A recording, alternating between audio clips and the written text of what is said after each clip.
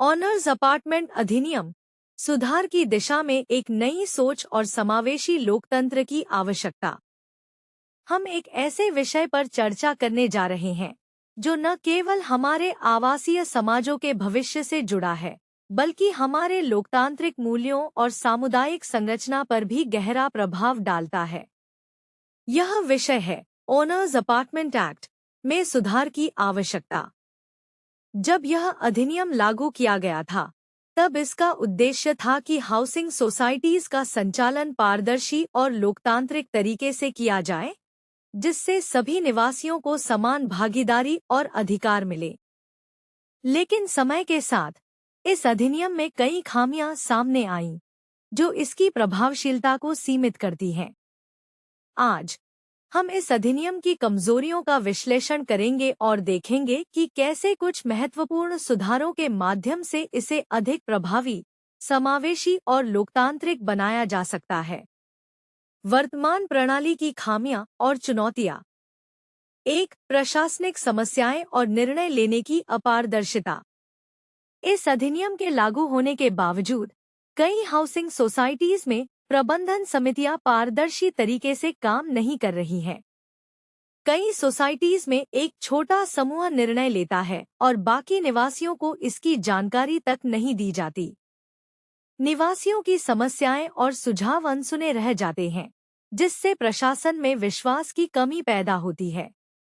वित्तीय लेनदेन में पारदर्शिता का अभाव होता है, जिससे भ्रष्टाचार और पक्षपात की संभावना बढ़ जाती है। 2. टावर प्रतिनिधित्व प्रणाली की कमी। बड़ी हाउसिंग सोसाइटीज में कई टावर होते हैं और प्रत्येक टावर की अपनी अलग समस्याएं और आवश्यकताएं होती हैं।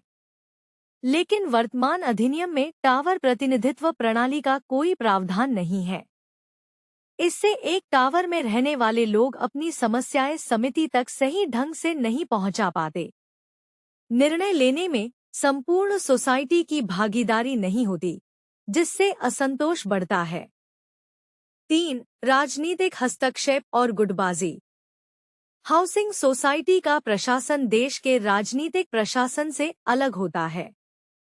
एक देश में राजनीतिक पार्टियां आवश्यक होती हैं, क्योंकि वहां शासन का दायरा बहुत बड़ा होता है। लेकिन एक आवासीय सोसाइटी एक छोटा समुदाय है, जहां राजनीतिक गुटबाजी का कोई स्थान नहीं होना चाहिए। यदि सोसाइटी में पार्टी सिस्टम लागू हो जाता है, तो यह अनावश्यक जटिलता, गुटबाजी और विभाजन को जन्म देगा। 4. विशेष कार्य समितियों का अभाव। आज की हाउसिंग सोसाइटीज में सुरक्षा, वित्त, रखरखाव, पर्यावरण संरक्षण, चिकित्सा सेवाओं जैसी कई आवश्यकताएं होती हैं। लेकिन एक ही प्रबंधन समिति इन सभी कार्यों को प्रभावी रूप से नहीं संभाल सकती। विशेष समितियों की अनुपस्थिति के कारण कार्यभार असमान रूप से वितरित होता है, जिससे प्रशासन में असंतुलन आता है। कई बार महत्वपूर्ण कार्यों की अनदेखी हो जाती है, जिससे निवासियों को कठिनाइयों का सामना करना पड़ता है। संभावित सुधार और आवश्यक संशोधन। अब सवाल उठता है कि इन समस्याओं को हल करने के लिए हमें क्या कदम उठाने चाहिए। 1. प्रबंधन समिति में 30% महिला आरक्षण। यह सुनिश्चित करने के लिए कि निर्णय प्रक्रिया संतुलित और समावेशी हो, कम से कम 30% सीटें महिलाओं के लिए आरक्षित की जानी चाहिए। इससे महिलाओं की भागीदारी बढ़ेगी और प्रशासन में लैंगिक संतुलन स्थापित होगा। 2. टावर प्रतिनिधित्व प्रणाली को लागू करना। प्रत्येक टावर से 2 प्रतिनिधि चुने जाने चाहिए, एक पुरुष और एक महिला।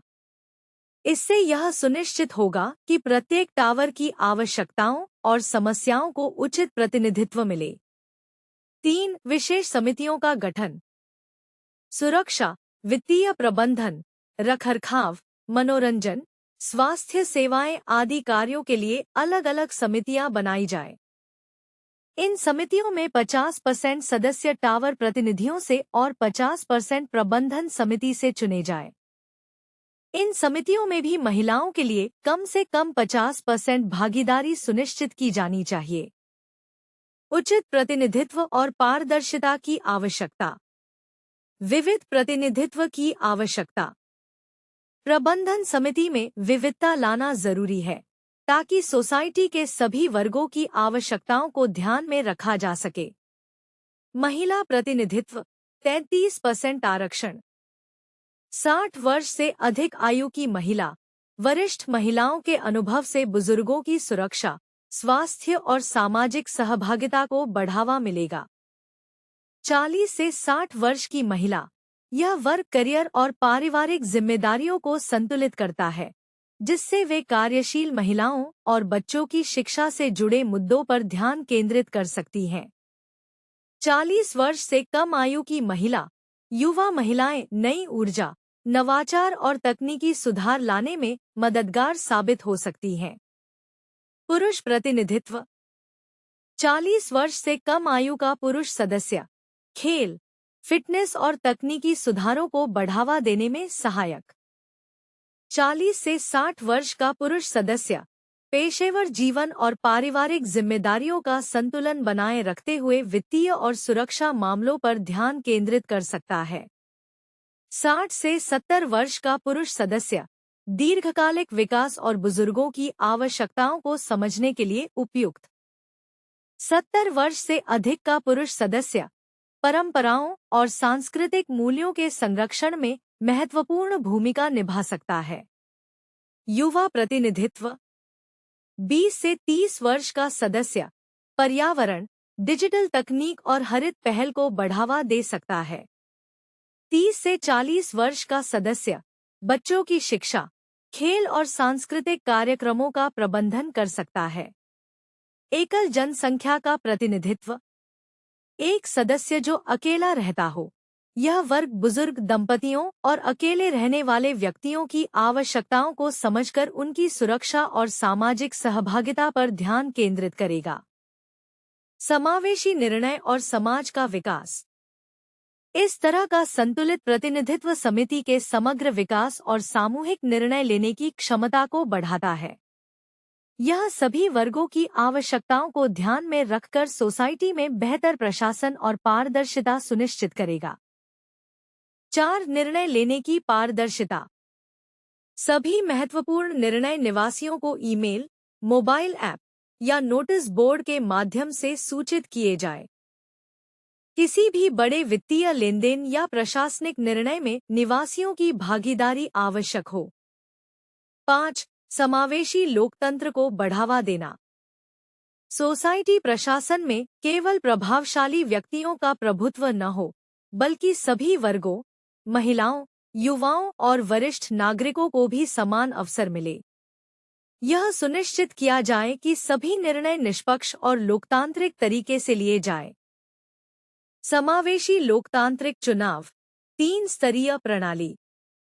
मुख्य प्रशासनिक समिति का चुनाव, 10 सदस्यीय समिति। टावर प्रतिनिधियों का चुनाव। विशेष समितियों के लिए चुनाव। यह चुनाव प्रणाली अनिवार्य होनी चाहिए ताकि एक ही समूह पर सत्ता केंद्रित न हो और सभी को प्रतिनिधित्व मिले। मुख्य समितियां और उनके कार्य। 1. सुरक्षा समिति, सिक्योरिटी कमेटी। सीसीटीवी निगरानी, गार्ड तैनाती और आपातकालीन सुरक्षा उपायों को लागू करना। बाहरी आगंतुकों की निगरानी और आपराधिक गतिविधियों की रोकथाम। 2. स्वास्थ्य एवं चिकित्सा समिति, हेल्थ मेडिकल कमेटी। नियमित मेडिकल कैंप, बुजुर्गों के लिए विशेष सेवाएं और आपातकालीन चिकित्सा सहायता। महिलाओं और बच्चों के स्वास्थ्य से जुड़े मुद्दों पर कार्य। 3. बुजुर्ग देखभाल समिति, एल्डरली केयर कमेटी। वरिष्ठ नागरिकों के लिए सामाजिक मेलजोल और मनोरंजन के अवसर। आवश्यक चिकित्सा सहायता और देखभाल सेवाएं। 4. मनोरंजन समिति, एंटरटेनमेंट कमेटी। सांस्कृतिक कार्यक्रम, खेल और सामुदायिक मेलजोल गतिविधियां। 5. वनस्पति एवं पर्यावरण समिति, वेजिटेशन एनवायरनमेंट कमेटी। पौधारोपण, वेस्ट मैनेजमेंट और स्वच्छता कार्यक्रम। 6. स्थान उपयोग समिति, स्पेस यूटिलाइजेशन कमेटी। पार्किंग, सामुदायिक हॉल और गार्डन के संसाधनों का उचित उपयोग। निष्कर्ष, सही दृष्टिकोण से सुधार संभव है। अगर हम प्रतिनिधित्व प्रणाली को मजबूत करें, पारदर्शी चुनाव प्रणाली अपनाएं और प्रबंधन समितियों का सही गठन करें, तो हाउसिंग सोसाइटी का प्रशासन निष्पक्ष, संगठित और प्रभावी बन सकता है। राजनीतिक गुटबाजी को रोका जाए ताकि सोसाइटी में सामुदायिक सौहार्द बना रहे। टावर प्रतिनिधित्व प्रणाली और विशेष समितियों का गठन अनिवार्य किया जाए। प्रत्येक समिति में संतुलित भागीदारी सुनिश्चित की जाए। अब समय आ गया है कि हम ओनर्स अपार्टमेंट एक्ट में आवश्यक सुधार करें और एक पारदर्शी, लोकतांत्रिक और संगठित सोसाइटी प्रशासन की नींव रखें।